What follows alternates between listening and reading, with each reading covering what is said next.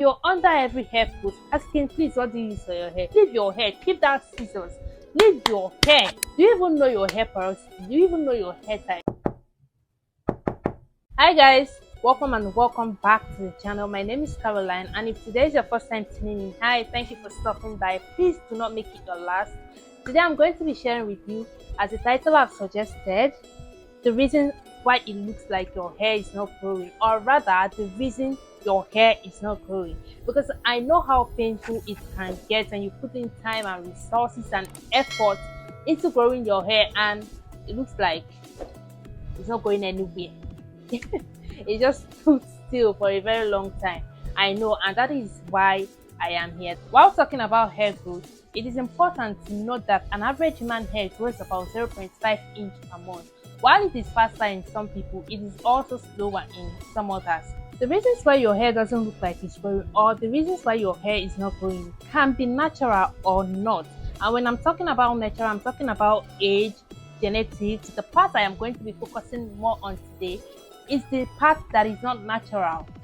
So yeah, let's just dive right into it. So the first thing I'm going to be talking about today is lack of moisture. Yes, we all know that dryness is the leading cause of breakage and split ends. So when your hair keeps drying and breaking off, it is very hard to retain length. It is very hard to retain the length that you've grown.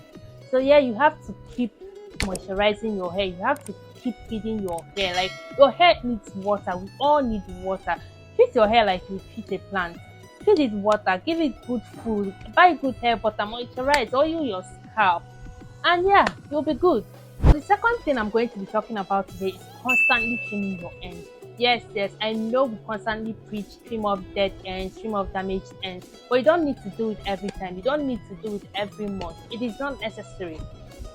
You only have to trim off damaged ends when there is need for it. Don't go trimming off your hair every month because somebody said you should.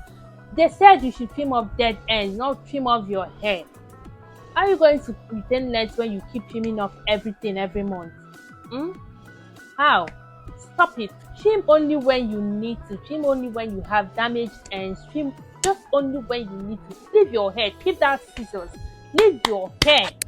Leave your hair. And the truth is, when you take good care of your hair, it is very hard for you to get split ends. It is very hard for you to get damaged ends. So you don't need to go about trimming your ends every other day. You don't need to go about trimming your ends whenever your hair is out. It is not necessary. Please drop the scissors and retain your length that you've been working for. Thank you. You're welcome. The third reason why your hair is not growing, or why your hair doesn't look like it's growing, is the scalp is always deep. Yes, please wash your scalp. Keep your scalp clean. Keep your scalp clean. I don't know who told some of you all that dirty hair grows. I don't know where you heard that from, but I'm here to tell you today. Please keep your scalp clean. Wash your hair. Get a good shampoo. Wash, deep condition your hair. Keeping your scalp clean opens up your hair follicles that might have been blocked by oils and product buildup. So please invest in a good wash day. Wash your hair. Keep your scalp clean. It is actually the first step to achieving a healthy hair, if you are being honest. You cannot be walking about with dirty hair. Please. The fourth thing I am going to be talking about today is excessive shedding and breakage. Yeah, and this can be as a result of dryness. It can be as a result of excessive manipulation. When you're constantly manipulating your hair, you're putting your hair in different hairstyles every other day. The third, you're making your hairstyles too tight. You don't need to. You really do not need to. When you go to make your hair, whether you're making it yourself or somebody is helping you, just don't make it too tight. Don't make it too tight. It's adding a lot of pressure and tension on your scalp and on your hair. And at the end of the day, At the end of the day, your hair thins out, and what happens? It breaks. And again, not putting your hair in a protective style can also lead to excessive breakage and shedding. So just know what you're doing wrong and fix up. Your hair doesn't need to be too tight. You don't need to be manipulating your hair every day or every other day. You should constantly put your hair in protective styles, and you should never leave your hair dry. So know what you're doing wrong, and fix up. The fifth thing I am going to be talking about today is wrong product and routine. Wrong product and routine. You don't need all the product in the market. I'll keep saying this thing. You don't need all the product in the market. The same way you don't need all the routines on YouTube. Know what your hair wants. Listen to your hair. No, just know what your hair wants and stick to it. Don't keep jumping from this routine, from this person's routine to this person's routine. Don't keep jumping from one product to the other. Don't be a product junkie. Just don't be a product junkie. Know exactly what your hair wants. Stick to it.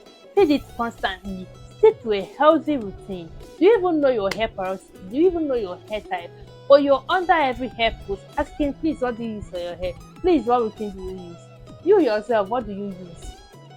Which one is your go-to? You have to have a go-to product and a go-to routine. Don't leave what is working for you to try out this one. What works for A might not work for B. And that is it. At the end of the day, you might just end up damaging your hair. And it will be nobody's fault but yours. So please stick to a particular routine. Listen to your hair. Know what your hair wants. Treat it like you treat yourself. It is part of your body. Listen to it. Know your hair type. Know your hair porosity. And work accordingly. Know what works for those hair types and work with it. Know what works for you and stick to it.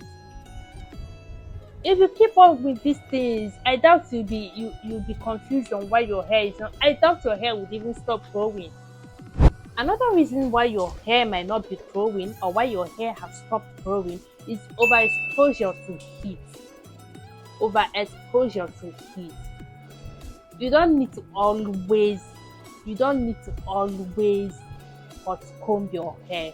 You don't need to always blow dry your hair. You don't need to always stretch your hair. Constant use of heat to blow dry or stretch out your hair without the use of heat protectant might overexpose your hair to heat, and you know what that leads to, right? It can lead to dryness, brittleness, hair thinning, and at the end of the day, breakage. You're breaking off the hair that you're trying to you're breaking off the length that you're trying to retain.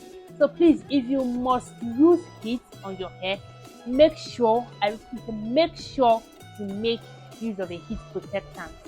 And there are other natural ways you can do this. You can air dry your hair. It's fine. You can use African threading to stretch out your hair. There are so many alternative ways to do these things apart from heat.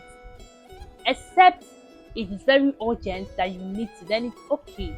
But you don't need to constantly use them whenever you're treating your hair. You don't need to use them every day. You don't need to. It's not necessary. It's not necessary.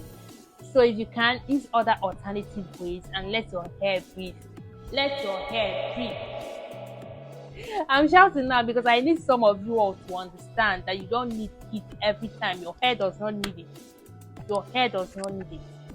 The last but not the least thing, which might also look like the most common, is leaving your hair out, especially when you go to school. Yeah, and then you're using a cotton pillowcase or a cotton sheet, and your hair is just like that, bare on it. What does cottons do? Cottons actually dry out moisture and oil in your hair. So it is advisable you get a silk or a satin bonnet to use. And bad as bad, you cannot sleep with something on your hair.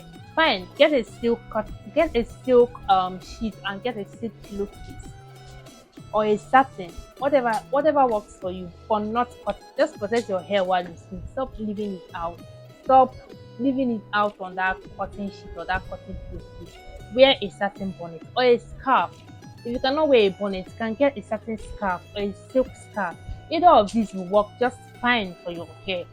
Because you might think you've moisturized your hair, you've oiled your scalp, and then you carry it bare like that and go to bed. On a cotton case or a cotton sheet, you wake up tomorrow, your hair is very dry, you're wondering what's going on. That is what is going on. Get a satin or a silk bonnet or scarf. Just know what you're doing wrong with all these things I've mentioned and know how to fix up. At the end of the day, your hair will thank you. You will thank your hair as well. So yeah, we've come to the very end of this video. Thank you for sticking by to this point. And if you found any of these tips helpful, like, comment, share to your friends, and most importantly, subscribe if you've not yet subscribed already. Thank you, and see you in my next one. Bye.